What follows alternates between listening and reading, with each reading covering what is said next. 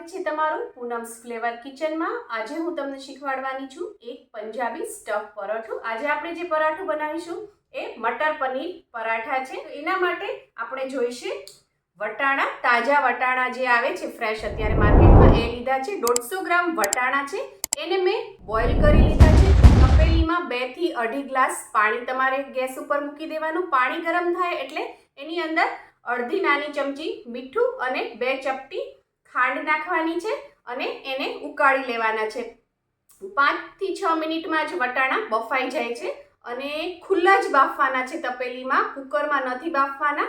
અને તપેલીમાં બાફો ત્યારે માથે ઢાંકવાનું પણ નહીં। આનાથી શું થશે કે એનો colour as it is green જ રહેશે અને પછી બફાઈ જાય પછી એ પાણી નિતારી લેવાનું એમાંથી બધું જ અને એને મિક્સરમાં પીસી લેવાનું છે આ રીતે। અને આવું કરકરું પીસવાનું છે, થોડું રફલી રાખવાનું છે, એકદમ એની સ્મૂધ પેસ્ટ નથી કરી નાખવાની। અને મેં અહીંયા પનીર લીધું છે, 200 ગ્રામ જેટલું પનીર છે। આ મારે ઘરનું તાજું જ પનીર છે અને તમે જો બહારથી પનીર લેતા હો તો એને ગ્રેટ કરી લેવાનું, ખમણી લેવાનું। સ્ટફિંગ માટેનો મસાલો બનાવવા માટે મેં અહીંયા ગેસ ઉપર એક કઢાઈ મૂકી દીધી છે। કઢાઈની અંદર મેં નાખી છે 2 થી 3 ચમચી ઓઇલ અને આપણું ઓઇલ ગરમ થઈ ગયું છે। હવે એની અંદર હું નાખું છું જીરું। આ મેં મિક્સરમાં અધકચરું ક્રશ કરી લીધું છે।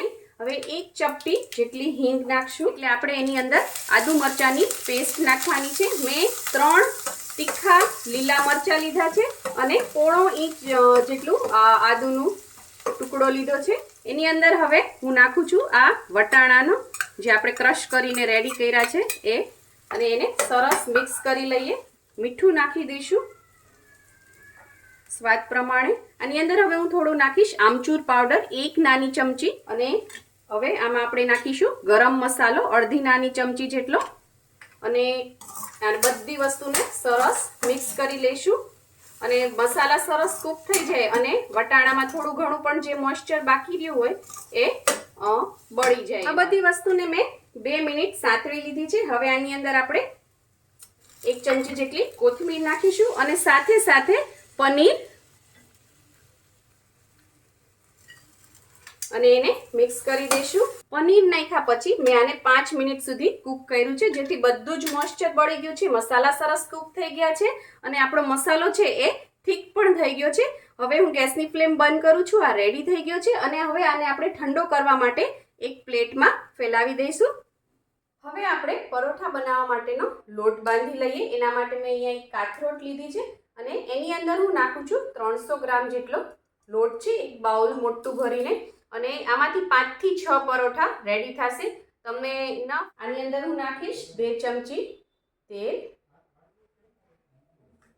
સ્ટફ પરોઠા બનાવવા માટે મેઇન લોટ જ છે। લોટ છે એ એકદમ સરસ બંધાવવો જોઈએ તો જ તમારા સ્ટફ પરોઠા છે એ સરસ બનશે। આમાં મેં મીઠું નાખ્યું છે સ્વાદ પ્રમાણે, અને હવે આ બધી વસ્તુ મિક્સ કરી લેશું અને આનો લોટ બાંધશું। જો લોટ વ્યવસ્થિત નહીં બંધાણો હોય તો સ્ટફિંગ બહાર નીકળશે અને પરાઠા સરસ નહીં બને। અને પરોઠું બનાવવા માટે તમારે રોટલી જેવો લોટ બાંધવાનો છે, એકદમ કઠણ પણ નહીં અને એકદમ સોફ્ટ પણ નહીં, એકદમ લચીલો હોવો જોઈએ જે ઇઝીલી તમારાથી વણાઈ જાય। હવે હું આની અંદર થોડું થોડું પાણી ઉમેરતી જઈશ અને આને લોટ સરસ આપણે બાંધી લઈએ। લોટ સરસ બંધાઈ ગયો છે। હવે આની ઉપર હું 1 ચમચી ઓઇલ નાખીશ અને આને ઢાંકી દઈશું 15 થી 20 મિનિટ। 20 મિનિટ લોટને રેસ્ટ આપ્યા પછી હવે હું એને ખોલું છું અને આ જે ઉપર તેલ છે એ બધું સરસ આ રીતે મસળીને મિક્સ કરી દેવાનું છે। લોટ છે હવે આ લુઓ લીધો છે એક, એને આપણે અહીંયા અટામણમાં બોળી લઈએ। આ મેં મેંદાના લોટનું અટામણ લીધું છે, તમારે ઘઉંના લોટનું લેવું હોય તો એ પણ લઈ શકો છો। મેંદાના લોટનું એટલા માટે લીધું છે કે એનાથી જે આપણું પરોઠું છે એ એકદમ ક્રિસ્પી બનશે, સફેદ બનશે જેવું બહાર મળે છે, અને સ્મેલ પણ બહુ જ સરસ આવશે, જાણે મેંદાના લોટનું હોય એવું જ લાગશે। અને જે આપણે આ લોટ રેડી કર્યો એ આપણે ઘઉંનો લોટ લીધો હતો, તમારે અડધો ઘઉંનો અને અડધો મેંદાનો લેવો હોય તો એમ પણ કરી શકો છો। આવી રીતે મીડિયમ સાઇઝનું આપણે વણી લેવાનું છે। વણી અને પછી જે આપણે આ સ્ટફિંગ રેડી કર્યું છે એ આપણે આની અંદર નાખવાનું છે। સ્ટફિંગ છે એ સરસ ભરવાનું છે તો જ પરાઠું સરસ લાગશે, નહીંતર સ્વાદ એનો સારો નહીં આવે. આ રીતે 3 ચમચી જેટલું મેં અહીંયા સ્ટફિંગ લીધું છે. સ્ટફિંગ લઈ અને આને સરસ આ રીતે તમારે ફોલ્ડ કરતું જવાનું. આવી રીતે પ્લીટ્સ કરતું જવાનું અને ફોલ્ડ કરતું જવાનું. અને જે આ એક્સ્ટ્રા નીકળે છે ઉપર એ કાઢી નાખવાનું, કારણ કે એ બંને આ બીજો આ રીતે દબાવી દેવાનો અને ફરીથી આને આપણે લોટમાં બોળીશું. આવી રીતે અટામણમાં એટલે આવી રીતે મસાલો બધી બાજુ ફેલાવી અને ઇઝીલી આવી રીતે વણી શકાશે. તમે જોઈ શકો છો, ભાર નથી દેવાનો. તો આ આપણું પરોઠું સરસ તૈયાર થઈ ગયું છે. આ પરાઠાને શેકી લઈએ. આના માટે જે આ ઉપરનો જે ભાગ તમને દેખાય છે લીલો, જે આપણે સીધું આ રીતે વણ્યો હતો, એને આ રીતે આમ ઊંધો નાખવાનો છે.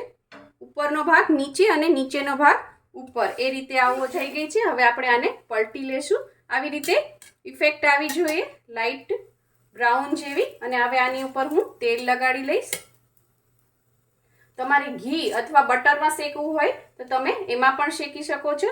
હવે આપણે અને બીજી એક વાત, આમાં જે આપણે સ્ટફિંગ ભર્યું હતું એ સ્ટફિંગ કદાચ તમારે સોફ્ટ થઈ જાય, મોઇશ્ચરવાળું થઈ જાય, ઢીલું થઈ જાય, તો એને કઠણ કરવા માટે તમે જ્યારે પણ શેકતા હો ત્યારે જ તમને ખબર પડી જશે. જો સ્ટફિંગ ઢીલું લાગે તો એની અંદર તમે 1 ચમચી ચણાનો લોટ ઉમેરી શકો છો. અને ચણાનો લોટ ન ઉમેરવો હોય તો 1 ચમચી ઝીણો રવો આવે છે એ નાખી દેશો તો તમારું જે સ્ટફિંગ છે એ એકદમ કઠણ થઈ જશે. હવે આપણે આને પલટી લઈએ. નીચે પણ સરસ શેકાઈ ગયું છે. હવે આની ઉપર ફરીથી આપણે પાછળના ભાગે પણ તેલ લગાડી દઈશું. ઘણા લોકોને પરોઠું છે એ ક્રિસ્પી પસંદ હોય છે અને ઘણાને સોફ્ટ પસંદ હોય છે. જો તમારે ક્રિસ્પી પરોઠું બનાવવું હોય તો ગેસની ફ્લેમ ધીમી રાખવાની અને તાવીથાની મદદથી આ રીતે તમારે એને દબાવવાનું. તમે બંને સાઈડ જ્યારે પણ શેકો ત્યારે આ રીતે એને દબાવતું રહેવાનું. તો છે પરોઠું છે એ તમારું ક્રિસ્પી બનશે. અને ઘણાને સોફ્ટ પસંદ હોય છે તો ખાલી તેલ લગાડી દેવાનું, તાવેતાથી દબાવવાનું નહીં. પરોઠું સરસ શેકાઈ ગયું છે, આપણે તમે જોઈ શકો. હવે આવી રીતે એક પ્લેટ લીધી છે મેં અને એની ઉપર એક કટોરી રાખી છે. એના ઉપર આ રીતે આપણે પરોઠું મૂકી દેવાનું. તમારી પાસે જાળી હોય તો જાળી ઉપર પણ મૂકી શકો છો, પણ જેની પાસે જાળી ન હોય તો તમે આ રીતે કરી શકો છો. જો આમનમ મૂકશો તો નીચે વરાળ થઈ જશે અને પરોઠું છે એ સોગી થઈ જશે. મટર પનીર પરોઠા બનીને તૈયાર છે. મેં એને દહીં અને અચાર સાથે સર્વ કર્યું છે. તમારે એને લચ્છા પ્યાજ સાથે સર્વ કરવું હોય તો એ પણ કરી શકો છો, એ પણ બહુ સરસ લાગશે.